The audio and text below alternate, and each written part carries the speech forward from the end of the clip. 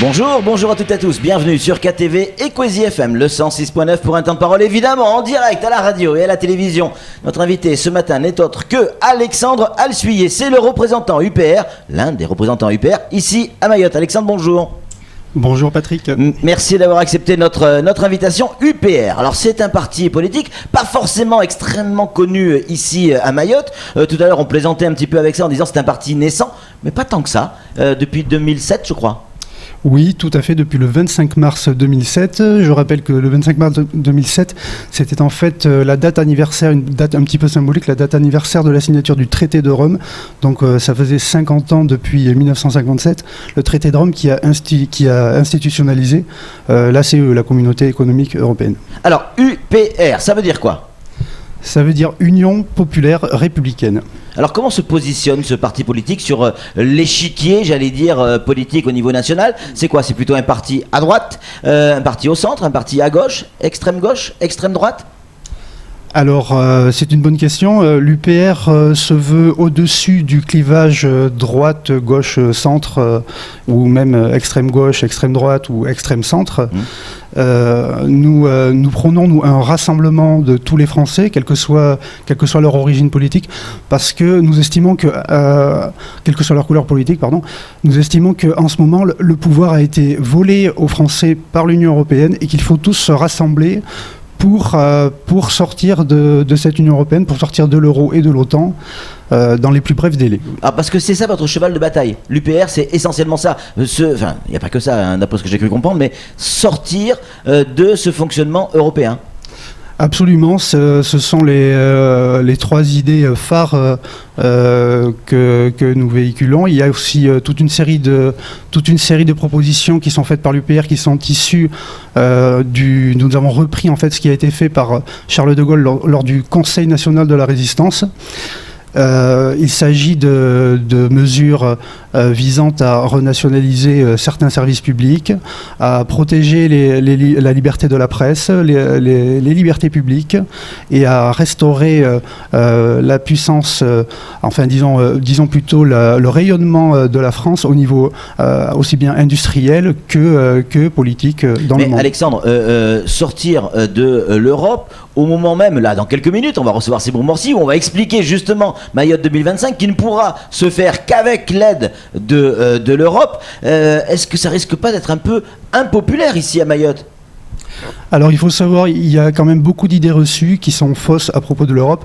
Par exemple, François Asselineau, dans ses conférences, explique rappelle que le budget de l'Europe, l'Europe elle-même ne produit rien. Hein, ce n'est qu'une institution administrative, ce n'est jamais que les fonctionnaires et l'argent qu'on a mis dedans, comme a dit Charles de Gaulle. Et l'Europe, chaque année, la France verse environ, grosso modo, 21 milliards d'euros à l'Europe, qui en restitue à travers les aides fournies aux agriculteurs, aux collectivités, etc. Elle nous restitue 14 milliards d'euros. C'est-à-dire que la France, chaque année, perd au bas mot 7 milliards d'euros dans l'Union européenne et en restant dans l'Union européenne.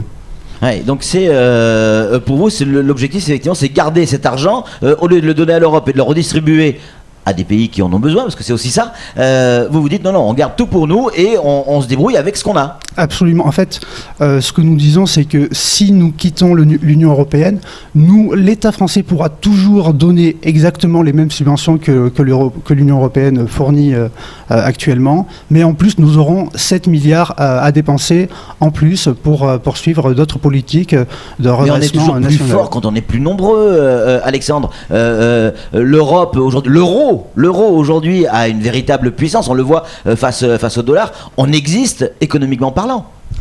Donc ça également, c'est une idée qui est un petit peu fausse. On voit au contraire que les pays de la zone euro actuellement, la zone euro est la lanterne du monde actuellement au niveau de la croissance. L'euro, au contraire, nous entraîne entraîne les pays du sud de l'Europe dans une grande pauvreté. On n'a qu'à voir ce qui se passe actuellement en Grèce, où on a poussé au chômage environ plus de 40% de la population grecque de moins de 25 ans. Et ce n'est pas terminé, on va encore assister à des conflits à ce niveau-là. Sortir de l'Europe et notamment de l'euro, c'est des idées que l'on entend du côté du Front National, ça ? C'est des idées qu'on entend, mais chez nous, on veut que les choses soient claires. À l'UPR, ces propositions sont inscrites dans notre charte et dans notre programme. Sortir de l'UE et de l'euro par l'article 50 du traité de l'Union européenne, c'est-à-dire que nous sommes un mouvement extrêmement légaliste, nous nous fondons sur le droit. Le Front National ne propose pas de sortir de l'Union européenne en application de l'article 50.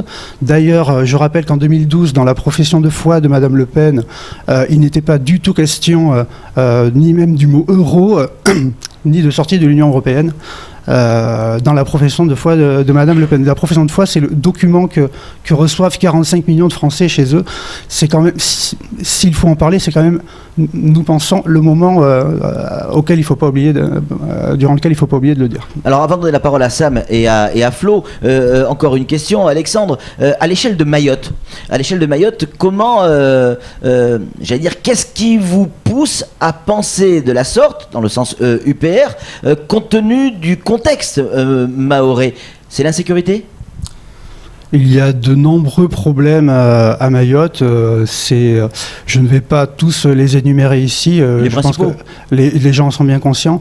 Il y a évidemment des problèmes d'insécurité, des problèmes d'aménagement du territoire, on va dire, qui touchent tous les domaines, le domaine de l'éducation, le domaine de l'assainissement public. Mayotte est un territoire quand même qui est très touché par le chômage également. Donc il y a des politiques d'envergure à mener dans ce territoire, et nous voulons rappeler que la voix des Mahorais est importante.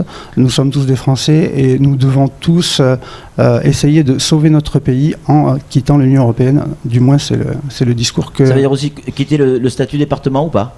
Ou ça n'a rien à voir ? Pas forcément, non, ça n'a rien à voir. Samuel Bocher, le rédacteur en chef de France Mayotte Matin, a une question à vous poser, Alexandre. Le patron de l'UPR, François Asselineau, explique que les fonctionnaires, plus ils sont haut placés, c'est comme des livres sur une étagère, plus ils sont haut placés, moins ils sont accessibles et moins ils servent.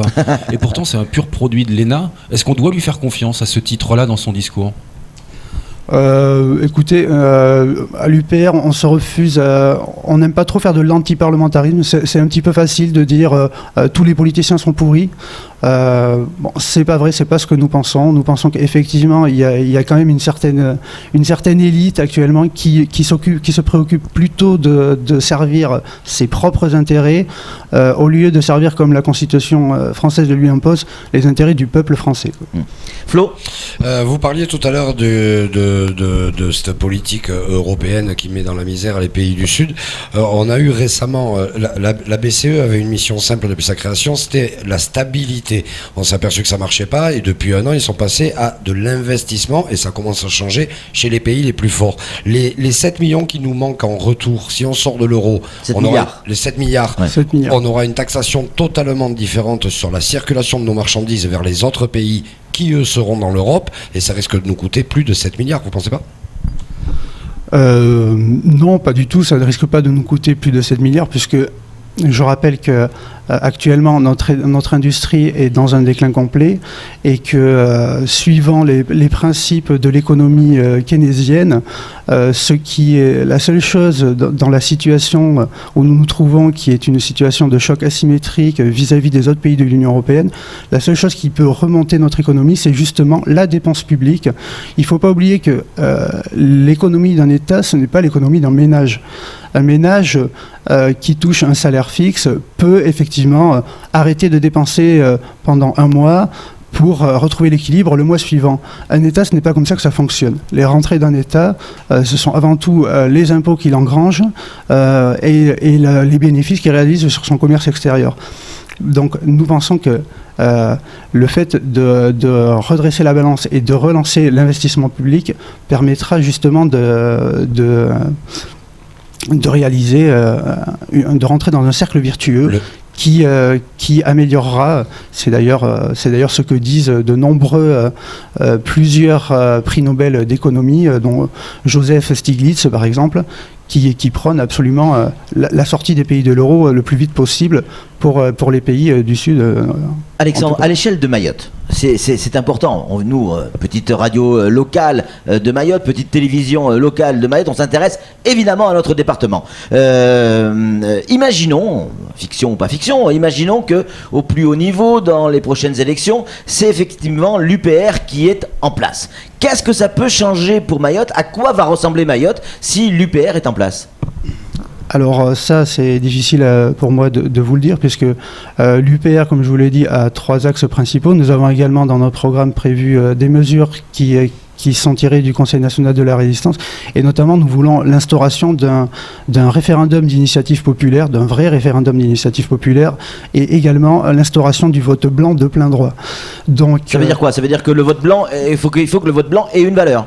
Exactement, il faut que si le vote blanc arrive en tête lors d'une élection, ça invalide complètement l'élection et qu'on recommence avec de nouveaux candidats qui ne se sont pas présentés à la première élection. Donc, qui peut dire, je pense que c'est une chose un petit peu sans précédent dans les démocraties occidentales, et qui peut prévoir exactement de quelle façon sera changé, transformé la France ou les dom-toms. C'est pas évident à dire, mais c'est quand même important parce que votre patron vient ici pour chercher des voix aussi. Donc il va falloir leur dire quelque chose, moi, vrai. Absolument. D'ailleurs, je vous invite à lui poser la question vendredi lors du journal de 19h, quand il sera ici à ma place dans le journal de Coésie. C'est noté. Flo. Oui, bon, je sais plus. Je voulais revenir sur la relance keynésienne, qui est un modèle qui effectivement sur le papier est très joli, mais le dernier à avoir testé le truc, c'était Monroy, et on s'est ramassé complet avec un système de relance keynésienne de l'économie. Tant que nous sommes sous l'empire des traités européens, les dirigeants de la France, de toute façon, n'ont pas les manettes essentielles qui permettraient d'appliquer une politique monétaire nationale, souveraine, qu'elle soit keynésienne ou autre. C'est-à-dire que nous devons nous plier de toute façon aux recommandations des commissaires européens, et à l'heure actuelle, on peut même estimer que ce n'est plus M. Hollande qui gouverne réellement la France, c'est plutôt la Commission européenne qui nous impose, comme je le disais, de nombreuses mesures d'austérité. Sam ? Nicolas, la France avait quitté de manière participative et active l'OTAN. Nicolas Sarkozy l'a réintroduite. Quel est l'intérêt de vouloir oublier ce traité avec l'OTAN, la participation de la France ? Eh bien, nous rappelons que l'OTAN a été créée durant la guerre froide pour contrer le pacte le pacte de Varsovie. Et à l'heure actuelle, nous ne sommes plus dans la guerre froide, donc nous estimons qu'il n'y a plus de nécessité à être dans l'OTAN. D'ailleurs, c'est ce qu'avait prévu Charles de Gaulle. Je cite beaucoup Charles de Gaulle parce que c'est quand même nous estimons le dernier grand président français qui a. Vous êtes nombreux à vous revendiquer de Charles de Gaulle, et ce quel que soit le parti politique, à gauche comme à droite. Absolument, je le reconnais. Beaucoup de gens s'en prévalent, quoi. Ouais. Seulement, nous, dans les textes, on essaye d'appliquer réellement ce qu'il a pu dire. Cela dit, nous ne sommes pas un parti gaulliste. Nous, pas nécessairement. De Gaulle a également pu faire des erreurs dans sa carrière. Allez, il nous reste 1 minute. Petit quiz, rapidos. Allez, on est dans la fiction. On est au 2e tour des élections présidentielles. Hollande, Sarkozy, vous votez pour qui ? Moi, je pense m'abstenir si je n'ai le choix contre la peste ou le choléra. M'abstenir parce que le vote blanc, hélas, c'est une belle idée, mais ça fait grimper les taux de participation. Et avoir un fort taux de participation à une élection, c'est aussi justifier un pouvoir qui est en place et qu'on n'a pas forcément voulu, quoi. Ouais. Surtout s'il n'a pas de valeur. Donc si le vote blanc n'a pas de valeur, il n'y a pas vraiment, c'est un petit peu même contre-productif de voter blanc. C'est triste à dire, mais l'abstention est plus significative. Si Marine Le Pen est au second tour, vous abstenez également ? Écoutez, oui, je ne crois pas personnellement à l'élection de Madame Le Pen. Dernière conclusion. Ouais, conclusion, qui est au deuxième tour, vous vous abstenez pas? Eh bien, François Asselineau, bien sûr, et l'Union Évidemment. populaire républicaine. À part lui. C'est difficile à dire, parce que de toute façon, personne. Je crois que les candidats pour la prochaine élection de 2017 ne sont pas encore déclarés, donc. Ouais. Donc, c'est pas évident de vous répondre. En tout cas, François Bayrou a dit qu'il irait. Hein. Qui ira où ça? Je sais pas. Mais on verra. Merci beaucoup Alexandre Alsuyer d'être venu sur ce plateau. Voilà les premières notes de l'UPR ici à Mayotte. C'est demain dans le journal de KTV où on recevra effectivement, aidez-moi, François Asselineau. Asselineau, le président de l'UPR. Allez, c'est tout pour ce temps de parole. Merci Alexandre d'avoir répondu à nos questions. C'est tout pour ce temps de Merci parole. beaucoup. Tout de suite, la suite de nos programmes.